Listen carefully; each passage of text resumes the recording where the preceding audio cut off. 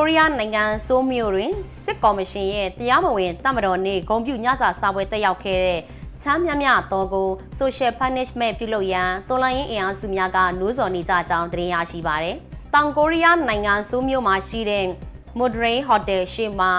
အာနာသိန်းစစ်ကော်မရှင်ကကျင်းပခဲ့တဲ့တရားမဝင်တပ်မတော်နှင့်ဂုဏ်ပြုညစာစာပွဲကိုကိုရီးယားရောက်မြန်မာနွေဦးတော်လိုင်းရင်အင်အားစုများနှင့်အရက်ဖက်အဖွဲ့အစည်းများကစုပေါင်း၍ပြပြင်းထန်ထန်ကန့်ကွက်ဆန္ဒပြခဲ့ကြတယ်လို့လည်းသိရှိရပါတယ်။အဆိုပါသွေးစွန်းညစာစာပွဲတို့တက်ရောက်သူများထဲတွင်2021ခုနှစ်တော်လှန်ရေးအစောပိုင်းကာလမှာကိုရီးယားမီဒီယာတွေများမှသဆင့်မြန်မာအရေးအတွက်အတန်ထုတ်ဖော်စပီကောက်လုပ်ပေးခဲ့သူ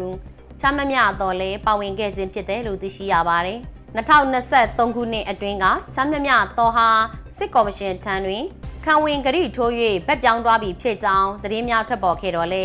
ခိုင်လုံသောတပ်တွေမရှိခဲ့ပဲယခုညစာစာပွဲတွင်လက်ခုပ်တီးအားပေးနေတဲ့ဓာတ်ပုံမှတ်တမ်းများကြောင့်သူမရဲ့ရက်တီချက်အစ်စ်အမှန်မှာအားလုံးရှိတွင်ပေါ်လင်သွားခဲ့ပြီးဖြစ်တယ်လို့ကိုရီးယားရောက်မြန်မာနိုင်ငံသားများထံမှသိရှိရပါတယ်ကျွန်တော်ကိုယ်တိုင်လည်းဓာတ်ပုံတွေကြည့်ခွင့်ရခဲ့ပါတယ်စိတ်ချရတဲ့သတင်းထောက်နေတဲ့ရဲဘော်တွေစီကလည်းအတီးပြုထားပါတယ်လာတာတော့သိကြပါတယ်လို့ကိုရီးယားရောက်ထောက်ဖို့ရဲဘော်တဦးကဆိုပါတယ်ဒီလောက်ရဟာတော်လန်ရေးအတွက်အသက်သွေးချွေးတွေပေးဆက်နေကြတဲ့ပြည်သူတရက်လုံးနဲ့မြေပြင်တိုက်ပွဲဝင်နေသူများအပေါ်နောက်ကျောမှဓာတ်ဖြစ်ထိုးတဲ့တစ္ဆာဖောက်မှုဖြစ်ကြောင်းမြေလက်ဒေါင်းတို့ပွဲကားစုံနဲ့ FNCC Burma Fest Chess Community တို့ကကြေညာထားတယ်လို့လည်းသိရှိရပါတယ်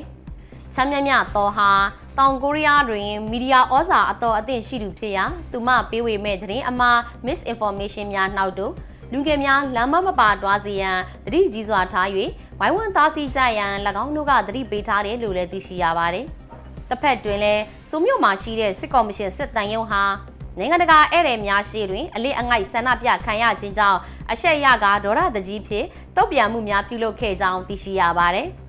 မလ29ရက်နေ့ကစစ်တမ်းရုံးရှိတွင်တော်လှန်ရေးအင်အားစုများကကြေညာချက်ဖတ်ကြားစဉ်စစ်တမ်းရုံးအတွင်းမှာဝါရဖြန့်တခြင်းများကျေလောင်စွာဖွင့်၍အော်ဟစ်နောက်ဆက်ခြင်းတံပြန်ပြုလုပ်ခဲ့တယ်လို့လည်းသတင်းရရှိပါတယ်ရှင်။